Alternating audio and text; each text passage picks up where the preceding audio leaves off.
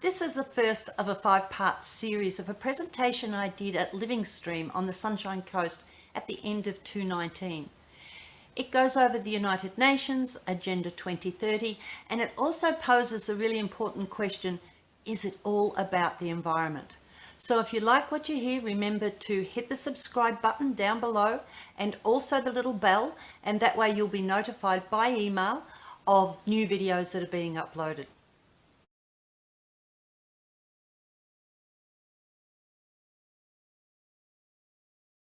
What is the United Nations agenda? Well, it's a blueprint for one world government. And they say it's about sharing the planet's resources equally. But there's never been a socialist or totalitarian regime where the wealthy, the powerful, live in absolute luxury, and the people, you and me, we live in abject poverty. You just have to think of Venezuela. Or we live in internment camps. Think the Jews in Germany or the Muslim Uyghurs in China right now. Or you're killed. We have 110 million examples of that over the last 100 years. So the One World Government wants to put everything into their control. Now the problem is Australia is a democratic, a representative democracy and a constitutional monarchy. Now our constitution is based on Judeo-Christian values, which are in direct conflict to what the United Nations want. I'm going to give you 6 quick examples, and the first one is nations, the concept of nations as itself. The Bible talks about nations 357 times, but the United Nations wanted Australia to sign the United Nations Migration Compact. New Zealand signed it, Canada signed it, praise God Scott Morrison did not sign it. And what that does, it allows the United Nations to dictate who comes into our country, how many of them come into our country. And not only that, when they're here, they are not subject to Australian law, they are subject to international law. So we start to lose our sovereignty if that happens. The second biblical concept is personal responsibility. You're going to hear tonight a few things about collective consensus. And the United Nations want collective consensus in a whole lot of areas. As being personally responsible for things, we answer for our actions. A collective consensus never answer to their actions. The third one is private property ownership. The United Nations wants equality for all. To do that, you can't have some people owning property and some people not.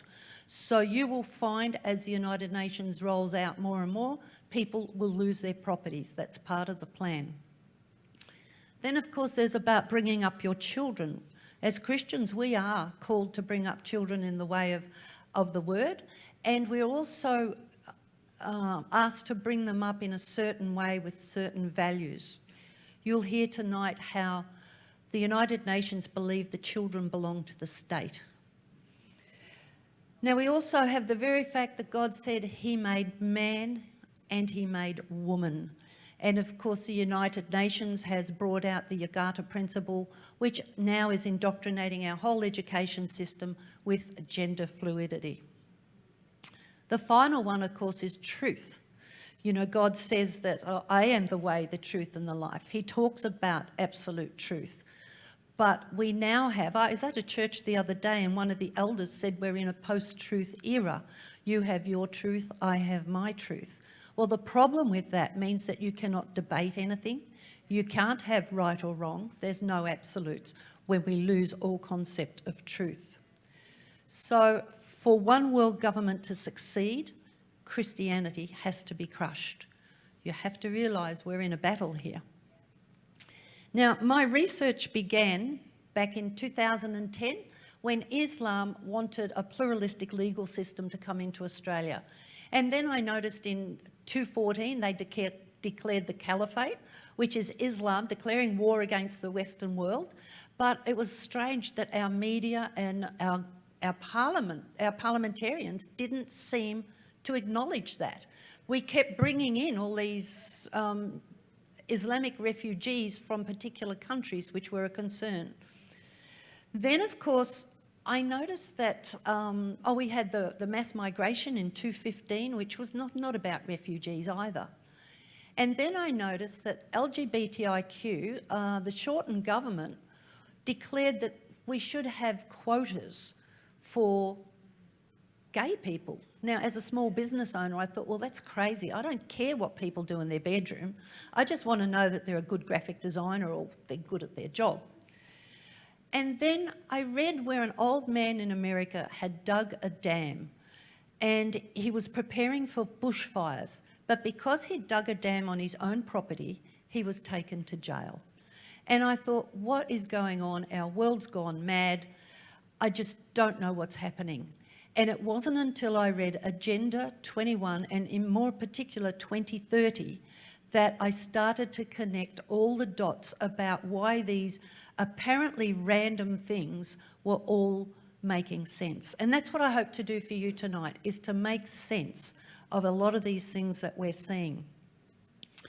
So Agenda 21 was a result of the Earth Summit. Mother Earth is the new God. And it's put together by the United Nations, and you've got to understand that they are an unelected organisation, and they use commissions and they use NGOs. I was thinking of flying saucers then. They use NGOs who they fund, and then the NGOs do their bidding and write the reports that they want. And then they also, have a lot of other bureaucrats that do what they want to do. So the problem is, of course, we've got an example, a great example that just happened the other day when they released 22 billion litres of water out of one of the dams. And it was enough water for 3 country towns who were all suffering drought. And they released this water and let it go into the wetlands, and it was a travesty. But the thing was, it wasn't our federal government that did it.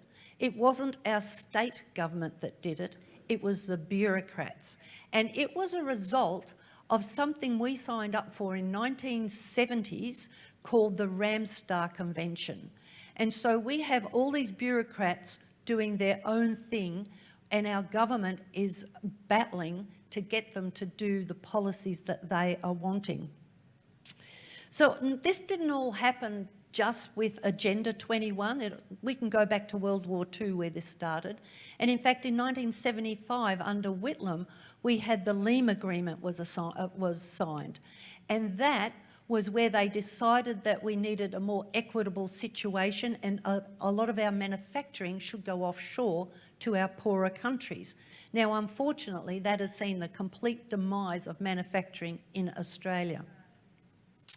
So the official definition for Agenda 2030 is transforming our world for a sustainable development. And there's 17 different goals. Now, their claim is it will eradicate poverty and no one will be left behind. But I'm here to tell you that the implementation of this is already seeing families freezing because they can't afford heating, and summer's going to come, and I wouldn't want to put it out, but there's going to be people suffer because they have no power or can't afford to put on their power. We have also seen our once esteemed education system is now being totally dumbed down, and they're being indoctrinated with lies. And we also see 3 Queensland farmers suicide a week. So what's it all about? Well, the United Nations use the 5 Ps, and you'll see that it's very encompassing of every aspect of our life. Now, tonight I'm going to use the 3 S's: sustainability, surveillance, and settlements.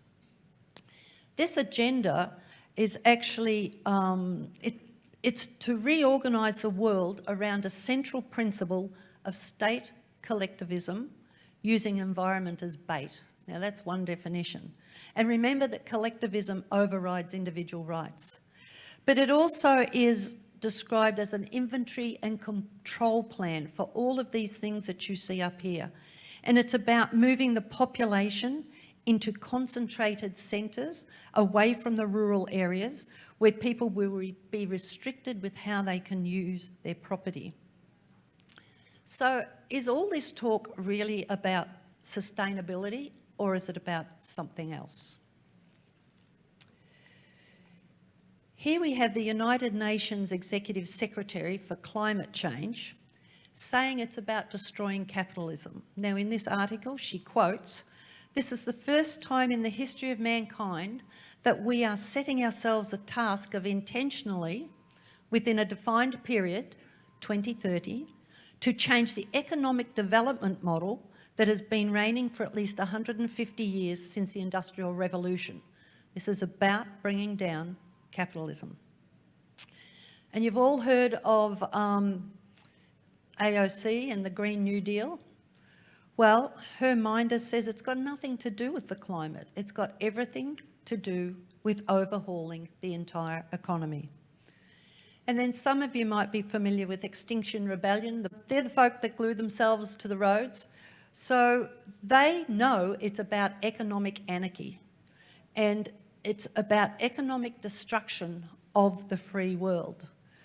Now, some people think they're a bunch of uni kids, but they are well organised, well funded. These same expensive costumes are used in London, Australia, Germany. They, together with Al Gore, Greta Thunberg, all have deep connections to the same powerful, wealthy cabal. And here we have Adam Brandt, who's a Greens MP. He allows Extinction Rebellion to be trained in publicly funded offices. And then, of course, we also have the false prophets. Al Gore, who I actually have heard just this week that they are now infiltrating the Baptist church, to start with, saying that if Christians don't support climate alarmism, then they're not real Christians.